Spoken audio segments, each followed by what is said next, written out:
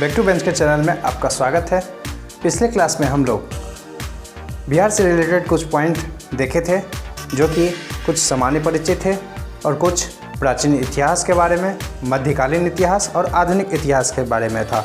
और आज हम लोग देखेंगे भौगोलिक स्थिति एवं उच्चावच एवं जलवायु एवं मृदा। तो आइए बिना लेट करते हुए उस वीडियो को देखते हैं।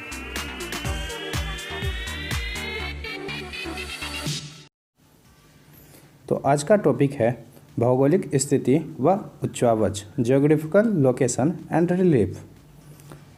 अब इसके बारे में परिचय देख लेते हैं। इसका परिचय,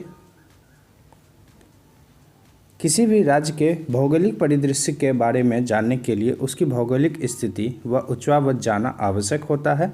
इस संदर्भ में बिहार की भौगोलिक स्थिति व उच्चावच में काफ़ी विविधता पाई जाती है।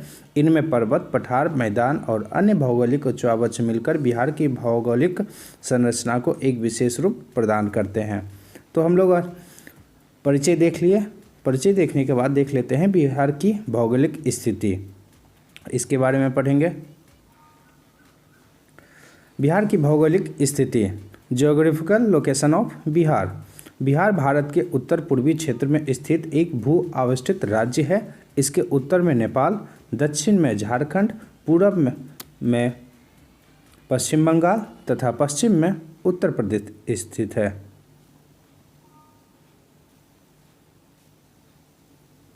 नेक्स्ट देखते हैं। बिहार राज्य का भौगोलिक विस्तार 24 डिग्री उत्तरी अक्षांश से 27 डिग्री उत्तरी अक्षांश तथा 83 डिग्री पूर्वी देशांतर से 88 डिग्री पूर्वी देशांतर के मध्य है।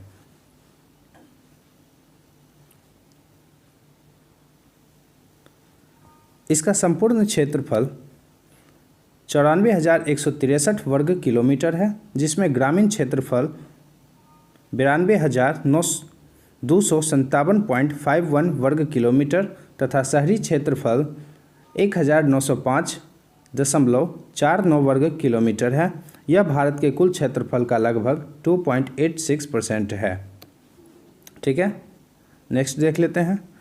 बिहार की उत्तर से दक्षिण तक अधिकतम लंबाई 345 किलोमीटर तथा पूर्व से पश्चिम तक अधिकतम चौड़ाई 483 किलोमीटर है।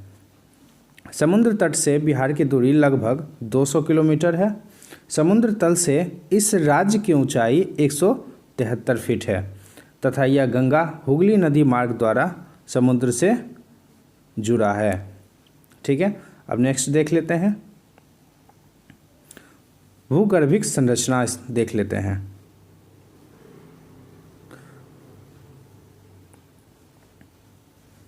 भूगर्भिक संरचना, बिहार की भूगर्भिक संरचना के अध्ययन हेतु विभिन्न युग में निर्मित चट्टानों का प्रयोग किया जाता है। बिहार में पाई जाने वाली चट्टानों को 4 प्रमुख संरचनात्मक समूहों में रखा जाता है। वो कौन कौन से समूह हैं देख लेते हैं। पहला समूह हमारा होता है धारवाड़ चट्टानें, दूसरा विंध्यन समूह की चट्टानें, तीसरा टर्शियरी चट्टानें, क्वाटरनरी चट्टानें। अब इसके बारे में पढ़ेंगे। पहला देखेंगे, दूसरा, तीसरा और चौथा। इसके बारे में जानेंगे कि ये सब क्या है। तो आइए देखते हैं। सबसे पहला हमारा आता है विंध्यन समूह की चट्टानें। ठीक है,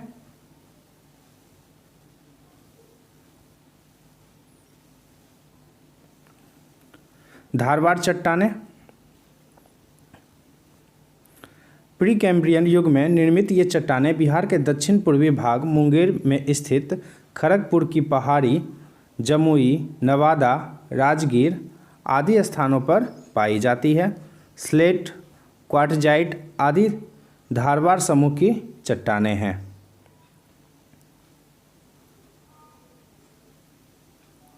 विंध्यन समूह की चट्टानें, इस समूह की चट्टानें सोन नदी के उत्तर में स्थित रोहतास तथा कैमूर जिले में पाई जाती है। इन चट्टानों से सीमेंट उद्योग के लिए चूना पत्थर तथा गंधक निर्माण के लिए पाइराइट मिलता है। ठीक है, बालू पत्थर, क्वार्टजाइट, डोलोमाइट, चूना पत्थर आदि इस समूह की चट्टानें हैं। इस समूह की चट्टानों का प्रयोग सासाराम, आगरा, दिल्ली तथा जयपुर में निर्मित ऐतिहासिक स्मारकों तथा सारनाथ, सांची के बौद्ध स्तूपों में किया गया है। अब देखते हैं, जैसा पिछले में देखे थे, पहला पॉइंट टर्शियरी चट्टानें। टर्शियरी चट्टानें क्या है उसके बारे में जानेंगे। टर्शियरी युग की चट्टानें पश्चिमी चंपारण के उत्तर पश्चिमी भाग, रामनगर, दून तथा सोमेश्वर श्रेणी में पाई जाती है। ठीक है। नेक्स्ट पॉइंट, क्वाटरनरी चट्टानें। इन चट्टानों का निर्माण प्लीस्टोसीन काल में हुआ है। पहला पॉइंट क्या है देख लिए। ये चट्टानें जलोढ़, बालू, बजरी, बालू पत्थर, कंग्लोमरेट आदि द्वारा निर्मित है। ठीक है, इससे भी पहला क्वेश्चन निकल सकता है।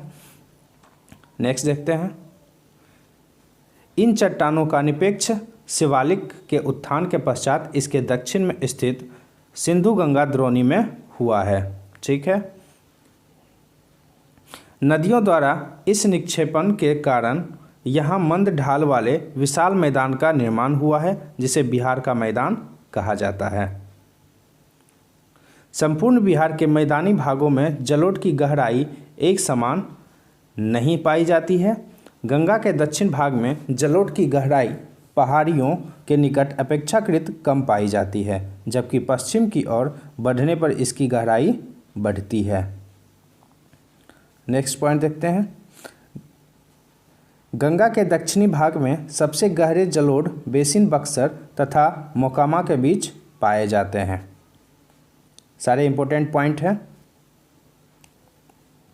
नेक्स्ट, आरा, डुमरांव, बिहटा तथा पुनपुन को अगर एक काल्पनिक रेखा से मिलाया जाए तो इसके समानांतर स्थित हिंज रेखा के समीप जलोढ़ की गहराई एकाएक 300 से 350 मीटर से बढ़कर 700 मीटर तक हो जाती है।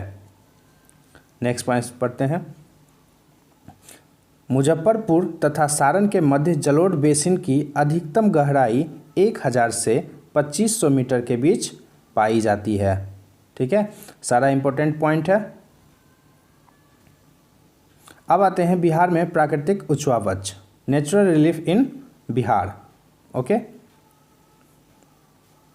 उच्चवावच के आधार पर बिहार को 3 भागों में विभाजित किया जाता है।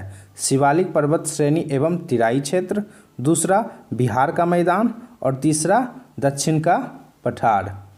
ओके, तो ये हमारा भौगोलिक स्थिति व उच्चवावच कंप्लीट हो गया। अब नेक्स्ट देख लेते हैं जलवायु एवं मृदा। जलवायु एवं मृदा का इंट्रोडक्शन देख लेते हैं।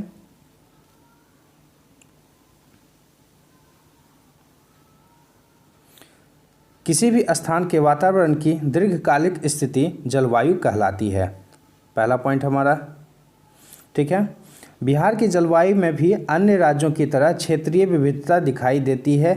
एक ही समय में बिहार के कुछ क्षेत्र जलपालवित रहते हैं, जबकि दूसरी तरफ सूखा का प्रकोप रहता है। इस प्रकार की विविधता जलवायु द्वारा निर्धारित होती है, जिसका स्पष्ट प्रभाव यहाँ की मृदा पर भी पड़ता है। जैसा कि हम लोग जानते हैं कि हर जगह एक जैसा मौसम नहीं होता है, सब जगह अलग अलग मौसम पाया जाता है। ठीक है, देखते हैं अब जलवायु, क्लाइमेट के बारे में देखते हैं। इससे कौन कौन से पॉइंट निकलेंगे इसको भी देख लेंगे। बिहार में मानसून प्रकार की जलवायु पाई जाती है। अपने अक्षांशीय विस्तार के आधार पर यह उपोष्ण जलवायु क्षेत्र के अंतर्गत आता है। कौन? तो Bihar. Okay, next point,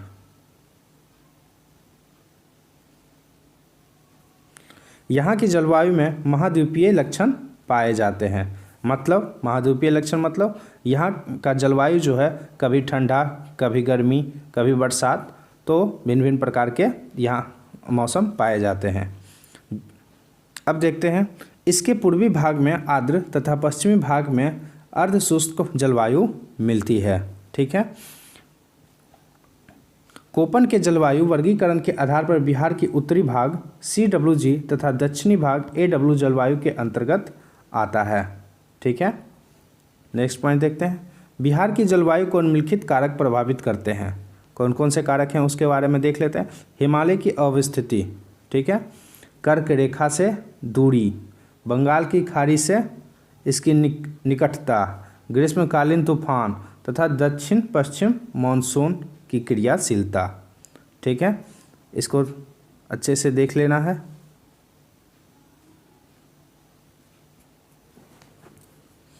next देखते हैं, बिहार में मुख्य रूप से 3 ऋतुएं पाई जाती है। ठीक है, ग्रीष्म ऋतु मार्च से जून के मध्य तक होता है। इसके बारे में अच्छे से देख लेते हैं।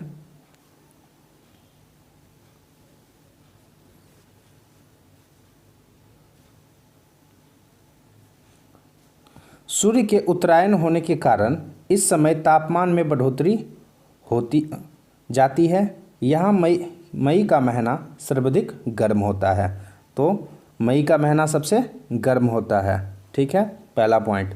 दूसरा, ग्रीष्म ऋतु में बंगाल की खाड़ी में उत्पन्न होने वाले उष्णकटिबंधीय चक्रवातों के कारण बिहार के पूर्वी हिस्सों में बारिश होती है।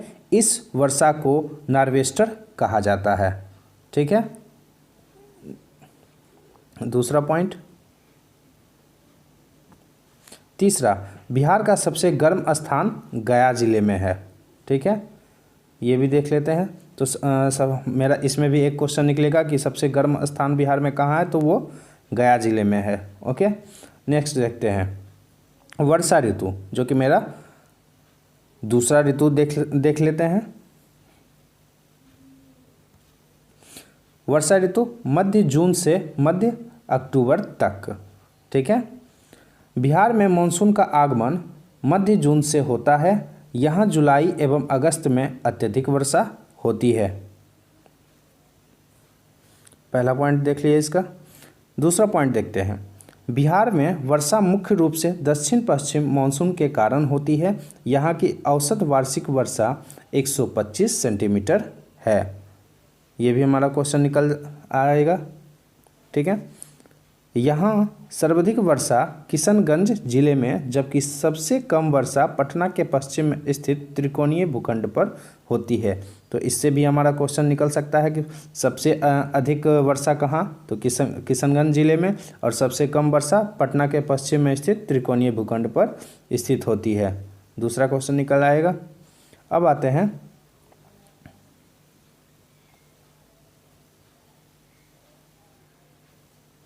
इस राज्य में मानसून प्रत्यावर्तन का काल मध्य अक्टूबर से नवंबर तक होता है। नेक्स्ट, शीत ऋतु नवंबर से फरवरी तक। 3 ऋतु में अब लास्ट ऋतु शीत ऋतु, जो नवंबर से फरवरी तक आता है।